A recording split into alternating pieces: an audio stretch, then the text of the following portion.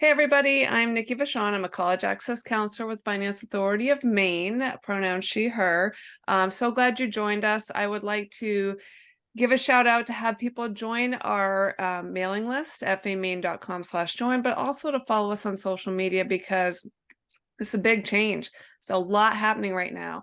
And we're still learning every day. And as we learn new things or have new information comes out, we're going to share that by our social media platforms and by our contact list. So feel free to join us here.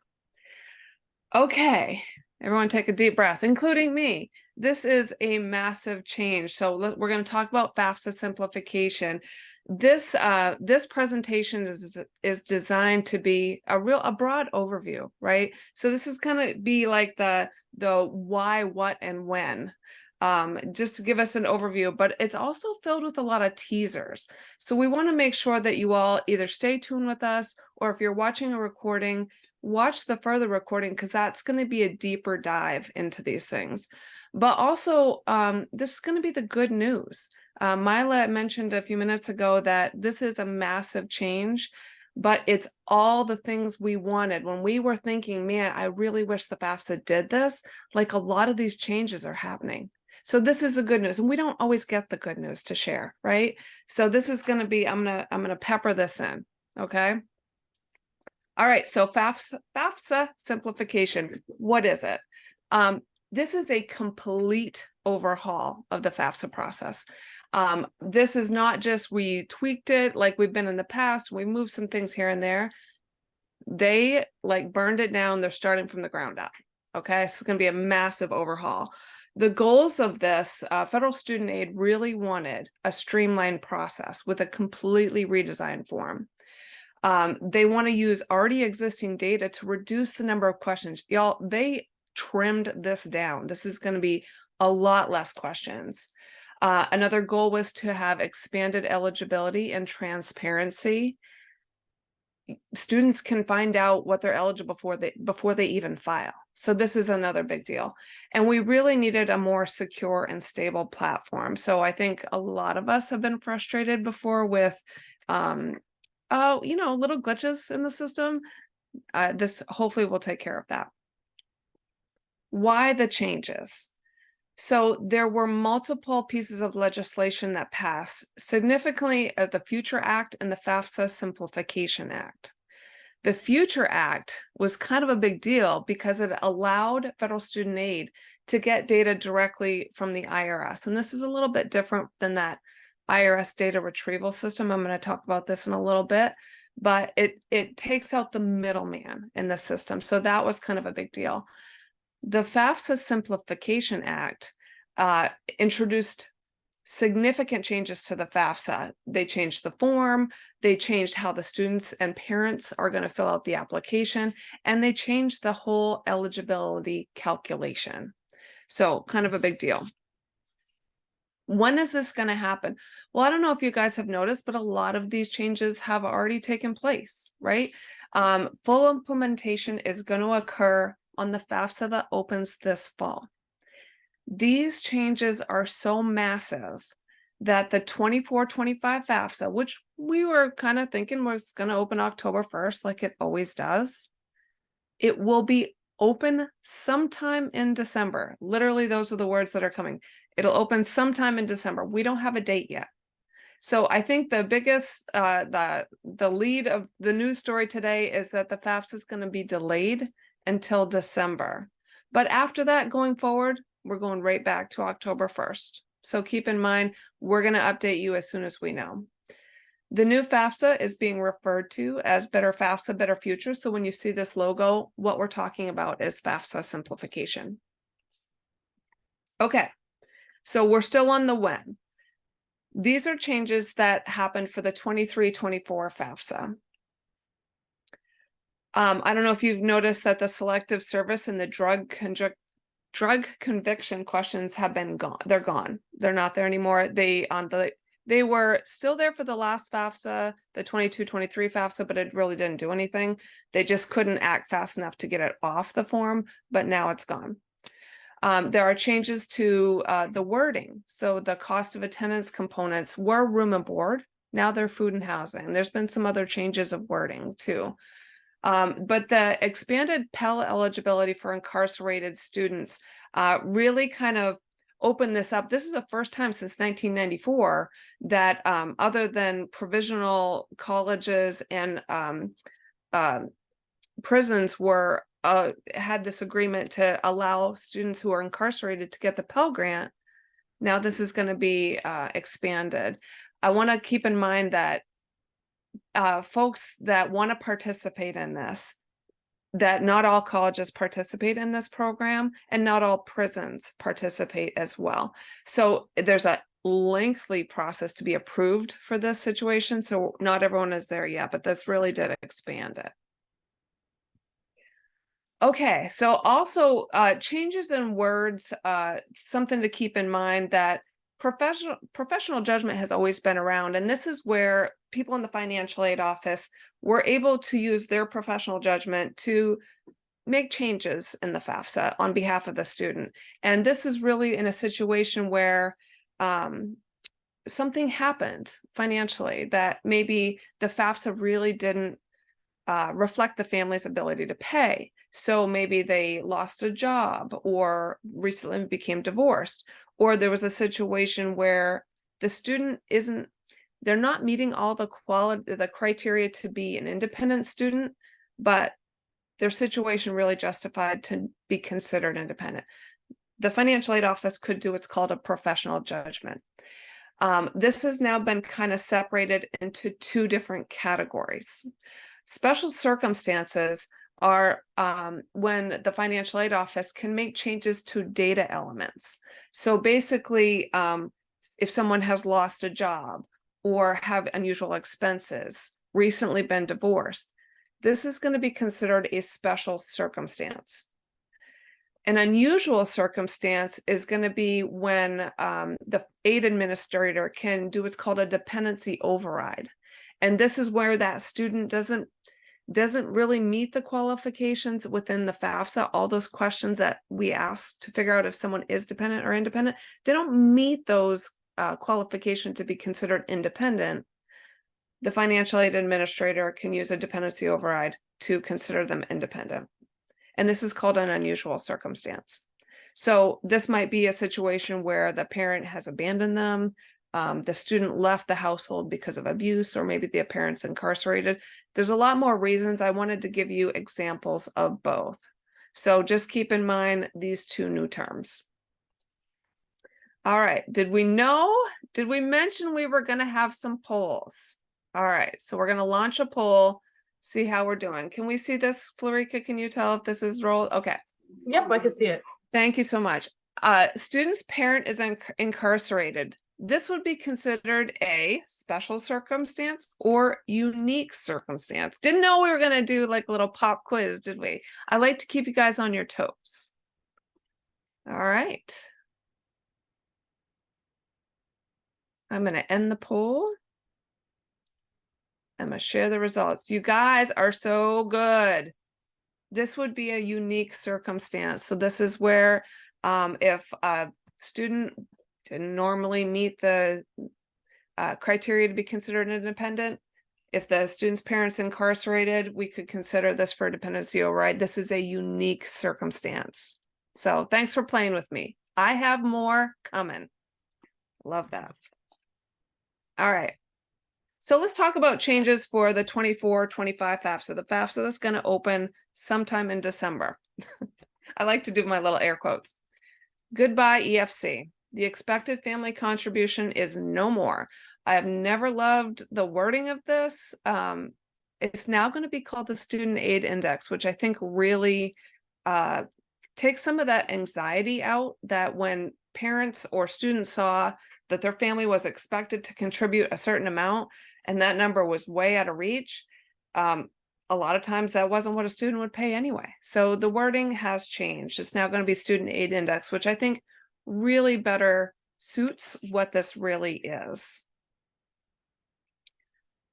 This is what I think is going to be really interesting. This is going to be a roles-based form. So what I mean by this is that students are going to log in and they're going to only see questions that refer to them.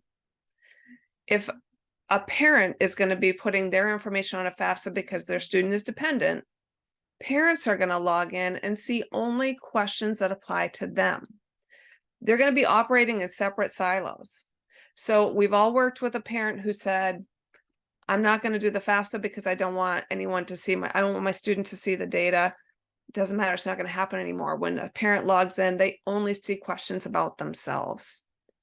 The student is not going to see what the parent is going to put in for answers. Now, here's where it gets complicated and a little scary for me, but it's going to be fine. I got you. The student or the parent can start the FAFSA first, and there's pros and cons of both. We're kind of still whittling down on what we're going to recommend, and I think it's going to be different for certain situations. But the students or the parents, whoever starts first, is going to invite the other to complete it. And this is how we're going to tie those two forms together on the back end. Okay. This is what the invitation kind of looks like. And Maria is going to go into this a little bit further. I just want you to note that the student or the parent, whoever's doing the inviting, is going to have to put in the characteristics of the other person. So the name, the social security number, an email address. What's going to be really critical is that we get that information correct. Otherwise, the two will not meet. So more to come on this. That's a little bit of a teaser. I just wanted you to see what the invitation is going to look like. Okay, this is another big deal. Goodbye IRS data retrieval. So in the past, the student or the parent could connect with the IRS within the FAFSA and pull their data into their FAFSA. This is going away. What's going to happen is if I'm a student, I'm the filer, I'm filing the FAFSA, or the parent, we're going to click approve. I'm going to approve that the IRS data be sent to the FTI module. FTI is federal tax information. Okay. So think of this as like a holding pen. Okay. So I'm going to click on I approve for the IRS to give my information to be put in this holding pen, the FTI module. I'm not going to see what was pulled in. My parent or my other person's not going to see that as well. It's just going to be pulled into a holding pen, and then it's going to be sent to the college directly. That's going to be called consent. You are giving consent for your FTI, the federal tax information, to be imported into your FAFSA. Now, this is critical. I want everyone, if you walk away from nothing today, I want you to hear what I'm saying to you. Everyone needs to give consent. They need to click I approve to get information to be sent to the college. Everyone needs to give consent to send this data. Otherwise, the student is going to be ineligible for aid. Okay. And there's going to be folks that maybe someone who didn't file a tax return, they don't think this applies to them. This applies to everybody, students, parents, everybody, even if they're not tax filers. Make sure everybody clicks consent so that that data can come over, because tax filing status is considered federal tax information. We have to give the IRS our consent. We need to approve that that data be sent. More detail is coming in a bit. This is also the good news. So if we all recall, there's been times when IRS data retrieval just didn't work, right? No reason at all. This isn't going to happen anymore because we're not even going to get there. It's just going to all happen on the back end. This is such a relief for me. And I think it's going to take out a lot of stress from the students and the parents. This is going to be great. I would also like to say that none of the data is going to be visible. Like, this is all, you're giving consent and then that's it. We don't get to see like it's been transferred. It's just going to, it's going to go to the college. It's all going to be good. Also, for those of you who had to work with someone trying to get a verification of non-filing letter from the IRS, that may or may not happen. Well, they don't have to do that anymore, because when that IRS data is accessed, the process is going to verify that they didn't file tax returns. So that's already going to be there. So most income questions provided from the IRS Data Exchange, that's what it's called, as the DDX, the IRS Data Exchange, and most untaxed incomes are also going to be removed from the FAFSA. So another piece of good news. A lot of the income information, those questions are gone. Literally, the FAFSA form went from 108 questions down to 46. This has really been trimmed down, okay? So a lot less questions.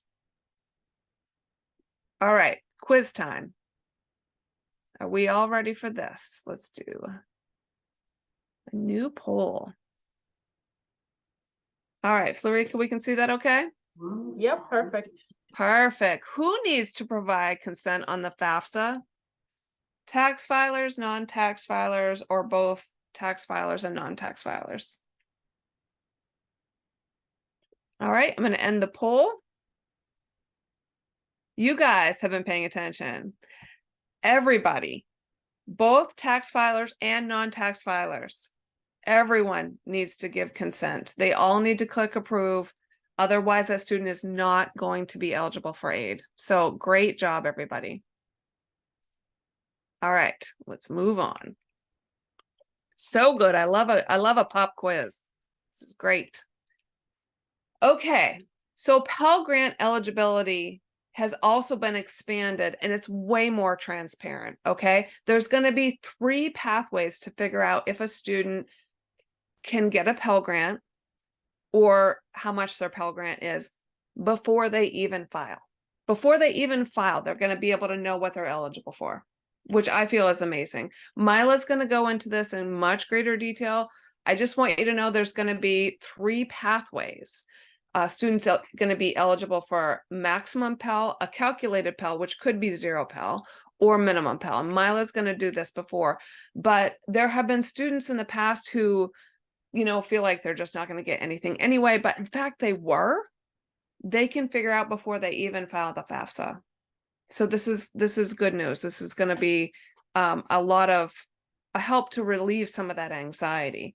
But what's really important is that we need to get the word out about all of these changes. And that's where you all come in. You need to spread early awareness about this, to shout it from the rooftops that students can see how much they're going to be eligible for a Pell Grant before they even file. A lot of folks may have anxiety. They don't know how it's going to turn out. So they kind of, I don't know, like, if you know someone in your life who is like me, who if they're freaked out about it, they're just going to ignore it for a while. Well, you can work with them ahead of time to see if that's going to take some of that anxiety out. I think it's also going to motivate a lot of students to file the FAFSA. So those folks that maybe are least likely to file the FAFSA, but are most likely to get aid, this is going to motivate them to get this done, especially knowing that this form is going to be way easier. There's going to be a lot less questions. I think it's just going to take out a lot of the anxiety that we previously had that kept people from filling out the FAFSA. This is going to help with that. And it's going to help with the college search process. This is going to help our students who maybe, if they know they're not going to qualify for a Pell Grant, maybe they're going to expand their process and apply to a lot more schools to maybe help get some more aid. So I think this is a really good thing. So what do we want you to know? So the direct data exchange has a lot of different impacts. This is going to make the FAFSA easier to complete, but it also increases security. So that automatic taking from the IRS, sending it directly to the college, that direct data exchange, we want to make sure it's super secure. We want the IRS to keep our information safe, right? So everybody is going to need an FSA ID. The FSA ID is the username and password needed to get into the FAFSA, but it does other things as well. We can sign the FAFSA. If we're going to take out a loan, we need that FSA ID as well. There's going to be some more people who need to create an FSA ID because maybe if someone files taxes separately, they need to give their permission to send their income information to the college. So this is going to expand people who need to create an FSA ID, including those who don't have a social security number. So in the past, this couldn't happen. This is now going to be a thing. We don't necessarily have information about this yet. I think we're going to find out more about this just before the FAFSA opens, but I want you to keep in mind that in the past, someone without a social security number, a parent, they couldn't create an FSA ID. You needed to have one. There's now going to be a process for those folks to get an FSA ID. This is a big one too. We need to get the word out about this. So the FSA ID gets matched to the Social Security Administration currently. When a student or a parent sets up their FSA ID, that file goes to the Social Security Administration. They make sure all those data pieces match. This match now needs to be done ahead of time before the FAFSA is filed. We're going to say at least a week to allow that match to happen. So in the past, students or parents could create their FSA ID on the fly. They could set it up, they could file the FAFSA immediately. This is not going to happen. The match needs to happen before they can get into the FAFSA. So we need to get the word out about this for sure.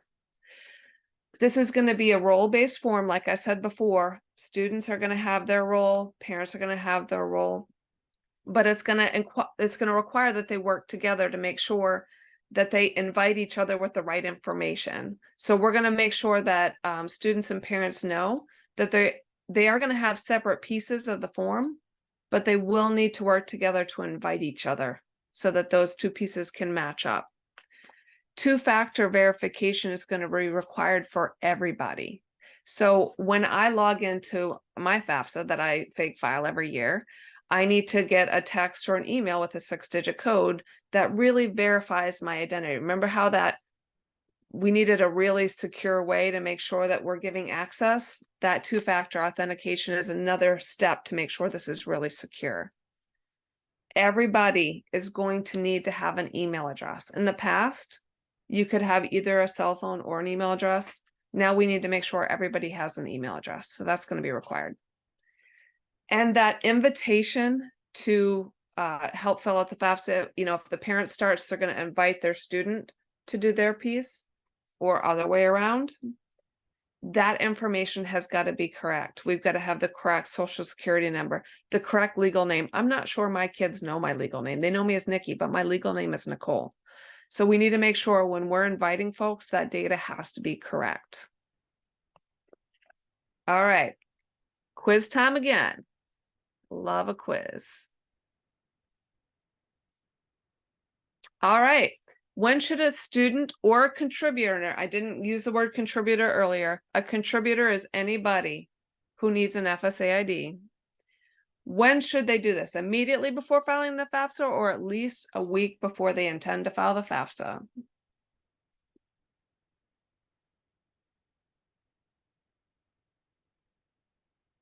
So good. You guys are amazing. All right, I'm going to end the poll. Share the results. We need to set up that FSA ID at least a week before they intend to file the FAFSA. Remember that match has got to happen before we can get into the FAFSA. Before we can use that FSA ID, that match has to happen. You guys are amazing. So good. All right, let me go back. Okay, so key takeaways. Students will need to get that FSA ID ahead of time. So we're going to need to get the word out ahead of time. We're doing fall events where we're going to help folks set up FSA IDs before the FAFSA even opens. All right, so that's important that people know that they're not going to be able to do this in one setting like they have been able to in the past. Everybody needs to provide consent. So we need to make sure that everybody is clicking I approve for my information to be sent to the college.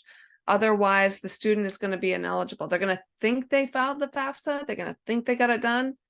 But in fact, that student's ineligible until that consent happens. And the student or the parent can log back in and give consent later, but it's just going to be a lot smoother if folks do this the first time around. So these are things that we want to spread the word about.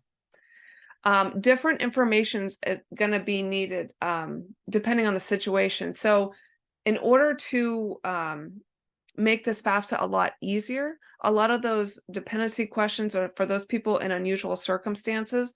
This form's designed to make sure that information is going to carry forward. So I just want you to know that for folks that are worried that if they're leaving high school and they had the support of someone that was helping them with the FAFSA before, they kind of don't have a family member to rely on. When the FAFSA carries forward, that data is going to go with them. This is another piece of FAFSA simplification. So the FAFSA is going to be designed for them to be easier to do in the future, not just this one, but in the future. And these adjustments were really backed up with a process that was designed to make it easier for the most vulnerable students. So keep in mind, this is going to be a great thing going forward. We'll be able to take out some of that anxiety. And we really need to work collectively to spread the word. The FAFSA is the leading component to decide whether or not we think a student's actually going to go to college. FAFSA completion is critical. We need you to get the word out. Let's get that FAFSA done. It's easier. You're going to have a lot more transparency. And honestly, it's going to take like no time at all, right? But the students rely and they trust you. They don't necessarily know who Nikki is, right? Yet. They will soon, but they don't right now know me. So we need it's very important that you connect us to let them know to get the FAFSA done. So we need to get this word out. But a lot of students, they can't afford higher education without help from the FAFSA, without that financial aid. So students, I think we've worked with a lot of students in the past that once they filed the FAFSA, they saw they were eligible for aid. That kind of is a light bulb moment to think, I can do this, right? But also, the FAFSA is key to the free community college program. I've been working with so many students, like in the past week or so, who thought they were just getting free community college without doing the FAFSA because it is free, right? But they don't realize that the FAFSA needs to be done in order to participate in free community college. That's a piece of that. That's a key to getting that free community college. So we need you to get the word out about that as well. And feel free to send them our way. We're happy to help with doing the FAFSA. All right. This is my last quiz. Whoa, let me back it up. Quiz time. True or false? A parent without a social security number will need an FSA ID. True or false? Parent has no social security number.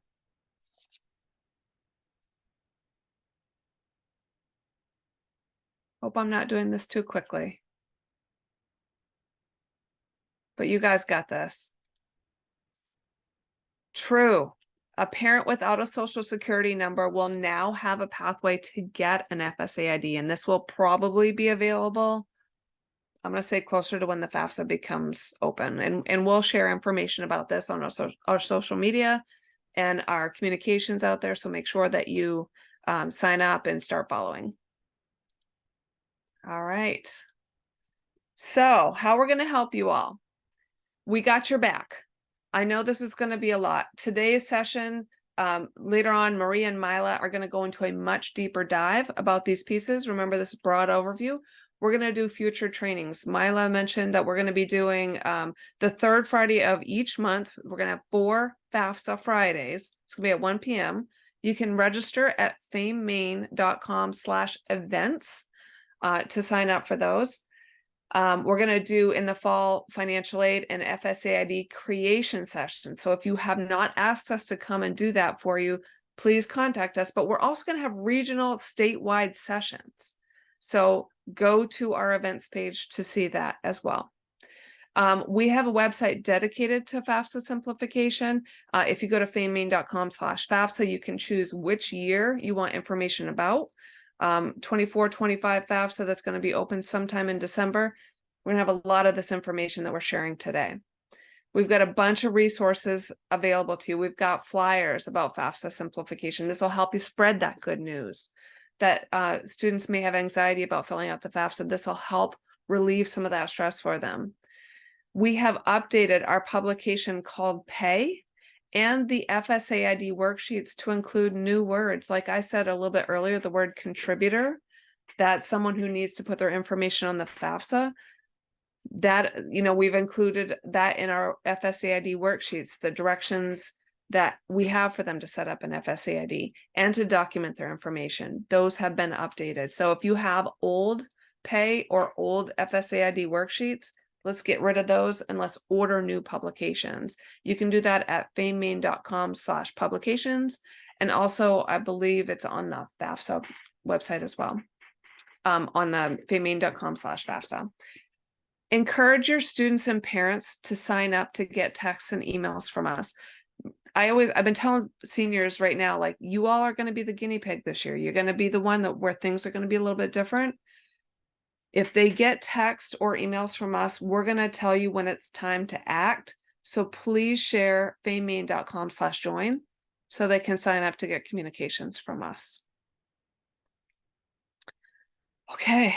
When I practiced this earlier, this went a lot faster. So thank you for joining us. Go to famemain.com/education to get a lot more of this information, and please follow us on our social media so that we can get the word out about these changes when we get more updated information.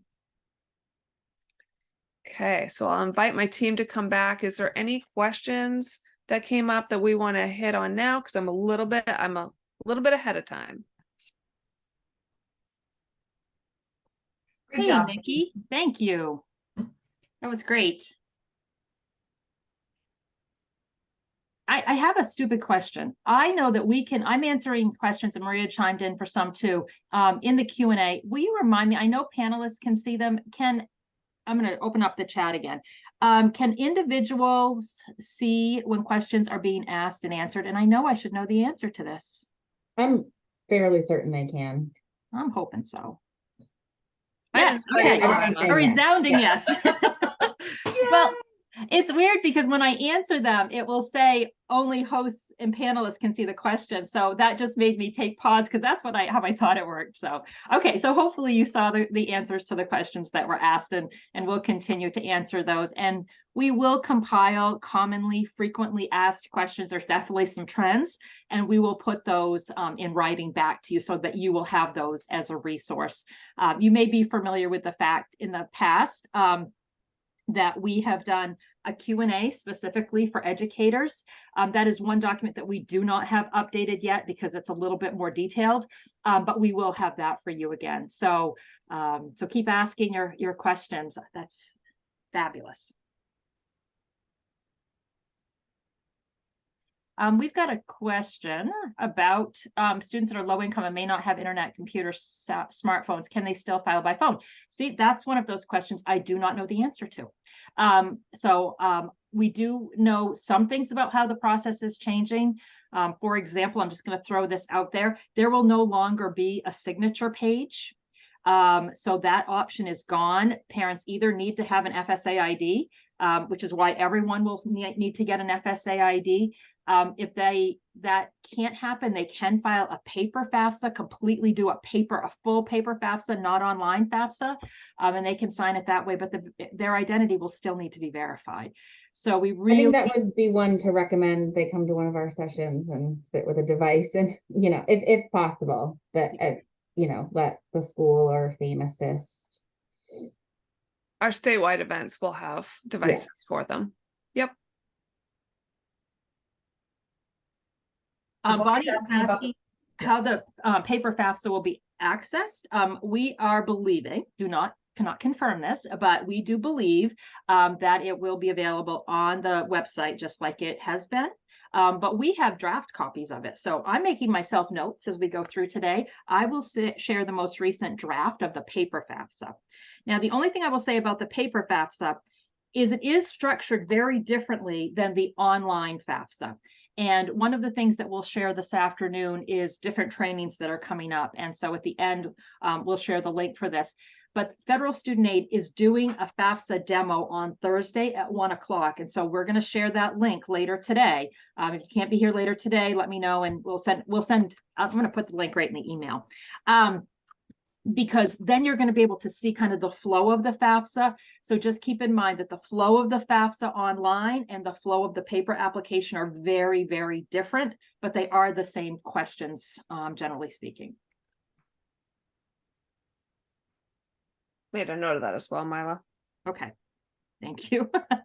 Yes, it's going to take all hands on deck to remember everything I said we'd include as a follow-up. So thank you so much. Sure. All right, I'm going to stop recording.